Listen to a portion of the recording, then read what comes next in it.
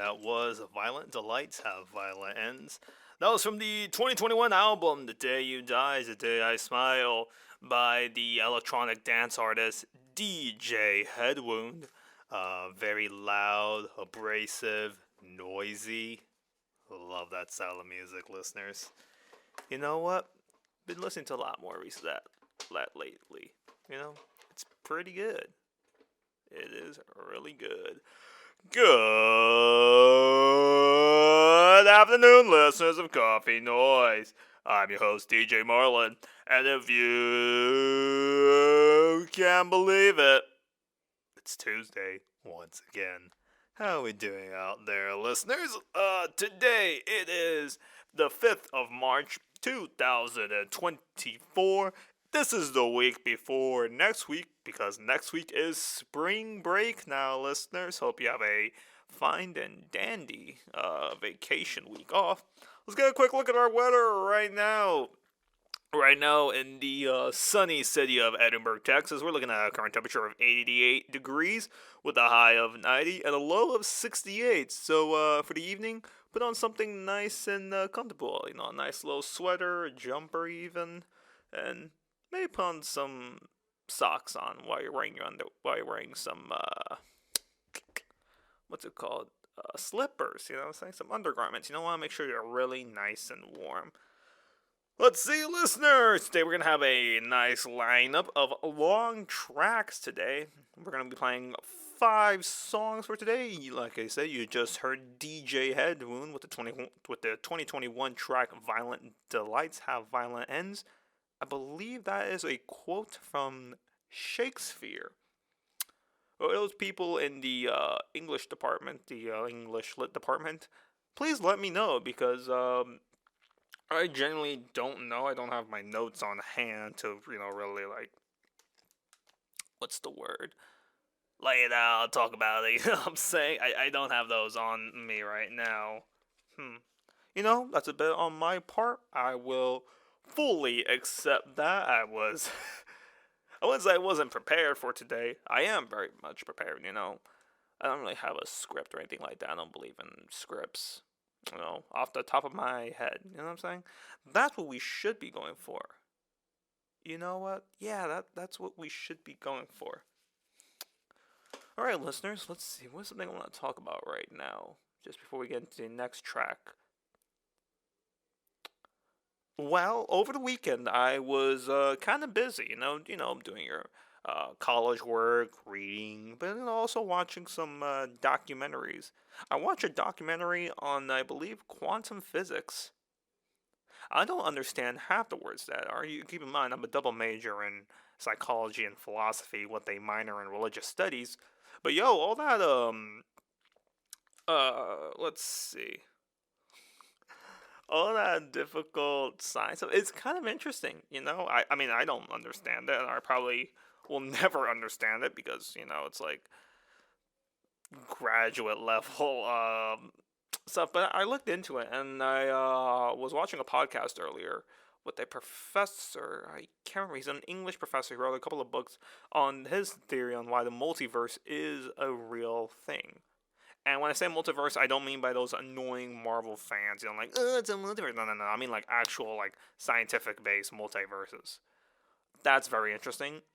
Also brings up a lot of questions, within the field of philosophy, within that department, like, all right, so there's multiple universes. What do we do now? It's kind of a scary thought, regardless of where you fall in. If you think we're the only ones in this if we're the only universe, and we're the only life form within our universe, it's kind of scary to think about. And if there's multiple universes with multiple forms of life that could be lower or higher intelligence compared to humans, that's also kind of a scary thing. I don't know if it would consider it scary, but it'd be interesting. Very much interesting in the fields of mixing in science and ethics. You know what? I don't really want to go into the whole scientific, philosophical mumbo jumbo. Let's get into the next track. This is Boys of Canada with the track Amo Bishop Rodin. Hope you like this one. And that was Boards of Canada, well-known electronic artist. and that was from their. Let me check really fast. That was from their 2000 EP, "In a Beautiful Place Out in the Country," released in November of 2000 by Warp Records. Let's see, something I want to talk about? Well, listeners, over the last week, I decided to go watch a few more films. I believe on Friday night, I went to go see, with my brothers, I went to go see the second Dune movie. Very good. I mean, I did go for a late night screening. I think the movie didn't start till like 11:25, and we got out close to like 2:33 in the morning, kind of like that. Very good film. I mean, I liked the first film, but I think the second Dune film is just it's just better. Yeah, there's yeah, that's it. I'm gonna say that. The second Doom film is better than the first one. I really want to rewatch the first one again. I know it's on HBO Max. I'll probably watch it over.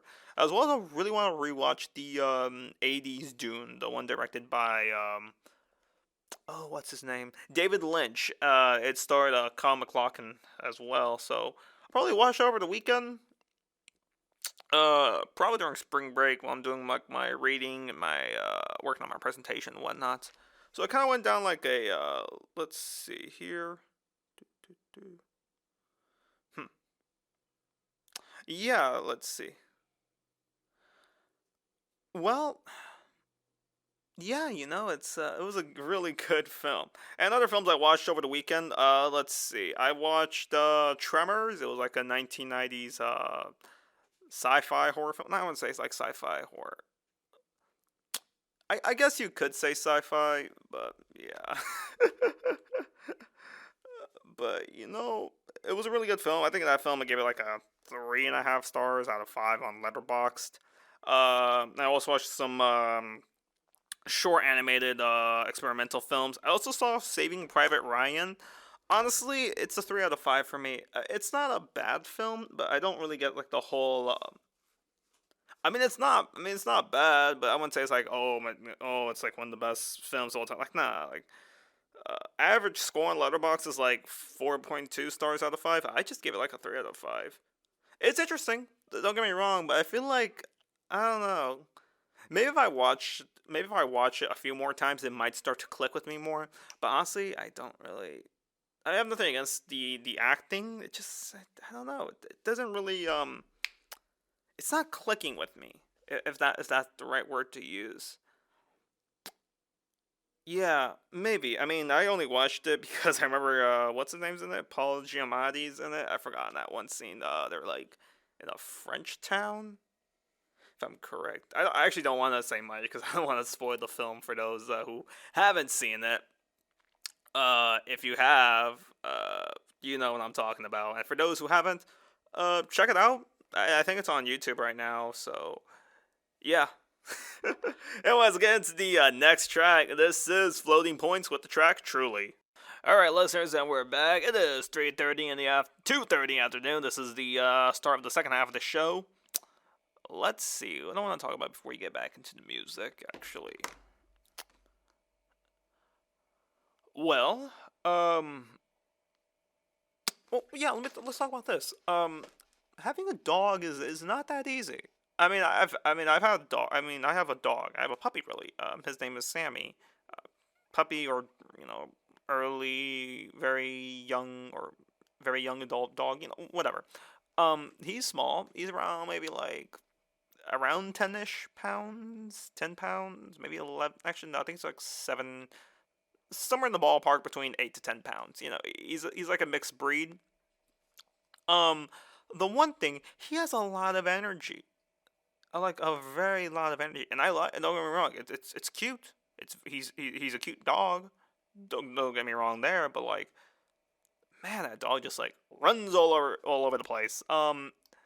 And also sometimes he hasn't done it that much anymore because I think he's already gone over his teething phase. But he likes to bite on my sandals, the TV remote controller, as well as the as well as the chairs that my family has in the kitchen. Uh, I would say it's like very bad because he's only like I don't know, maybe about under a year old, maybe close, maybe like 9, 10 months old. But he likes to chew a lot. And I'm looking up on manners on like how to curve that. I don't want him to just be. I, I mean, he doesn't buy as much anymore, but I just want to make sure we get rid of that habit of his, as well as barking. It's like sometimes I'll be in my room, and eventually, there's the post office comes, the dropping off mail and whatnot. And obviously they go open up my mailbox and they put in some mail. Sammy just wants to bark, and it's like, Sammy, there's no reason to be barking. All right, the mailman is not here for you. He's only here just to drop off some mail. What does he do? He continues to bark. I mean, it's a bit on my fault because I can't really rationalize with a dog. He doesn't really understand that. Um, So that's like my main thing. He just has a lot. So mainly just barking and chewing.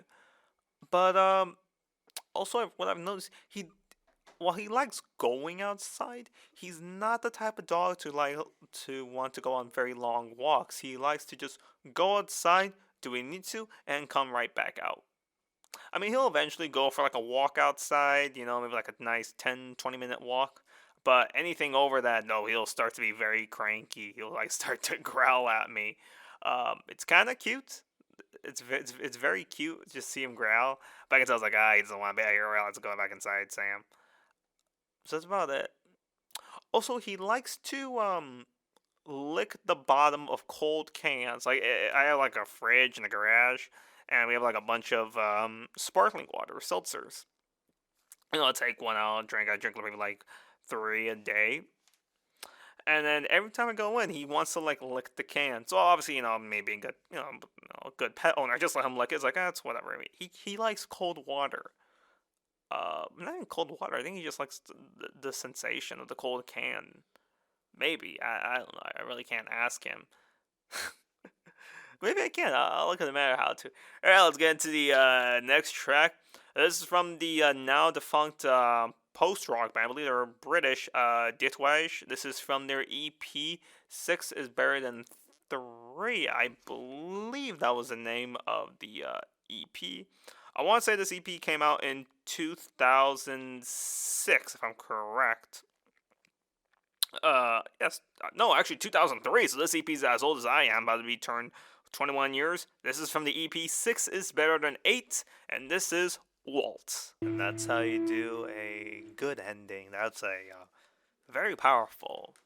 I don't know. Would powerful be the right word? I don't know really. I'd had to think about that. I don't know. Not powerful. Correct manner, I would say is a better word, on to end a post rock track. Post rock's one of those genres that I've been listening to for a few years now. I think I've gotten into it probably when I was like 17, maybe 18. So 3, 4 years already, about to be on there. And Dietwage, they were like a short-lived band. They only had that EP, Six is Better Than Eight. They also had the album, one album, I think that one was released in 2006, and if I'm correct, it was called Would You Rather Be Followed by 40 Ducks for the Rest of Your Life? Interesting title name. And also the opening track was that name as well. It's a very good track. It's a very good album. I think it's like 3.5 out of 5, off the top of my head, if I remember what I gave it on Rate Your Music. I think I heard it maybe like the first time, maybe 2 years ago, 2 or 3. No, that was probably like 2 years ago. And obviously, I didn't know much about the band. There's really not much information on the band online. I mean, I haven't found that many interviews from the band. Not even a lot of people even talk about the albums or the band. And I think that's kind of like it kind of leads to the interesting thought, like out there in the internet, it could be like the best album of all time, objectively, and possible that no one could ever know about it. As irrational as that idea is, it's kind of something cool to think about, on the back of your head. I've most definitely thought about it when I used to have listener fatigue, that realization that no matter how hard you try, you'll never be able to get through as much music as you want to. Or anything, or any forms of media, whether that be music, film, TV, theater, art, anything really. Any hobby you have, no matter how much time you put into your hobby, you'll never be able to get get the full result out of it. It's kind of bittersweet when you actually think about it. It's like, wow, is it even worth it? I think so. And I think most people would think so as well. It's like, yeah, it's still worth it to do so. But it's still in the back of your head, like, that kind of, it's kind of a bummer, really. Maybe I'm just thinking too much about it. Anyway, let's get into the last track today. I decided to throw on a little ambient. This is from the, I believe, 2001 album, The Tired Sounds of Stars of the Lid, from the band. It's called Stars of the Lid. This is the track Piano Acquire, I believe that's how you say it. Very, very slow, ambient, drone-ish sound, not drone. There's really no use in me explaining it. I'm just gonna play it. Remember, you're listening to DJ Marlin. Alright, listeners, that's going to wrap it up for today's show. Like I said, next week is going to be spring break, so for those who are doing something on spring break, please do safely and responsible. Don't do anything crazy. As always, this week's playlist will be available on Instagram at Wafford2003. I do it for Apple Music and Spotify. And that's about it for today, listeners. I will see you in 2 weeks. Laters. Goodbye.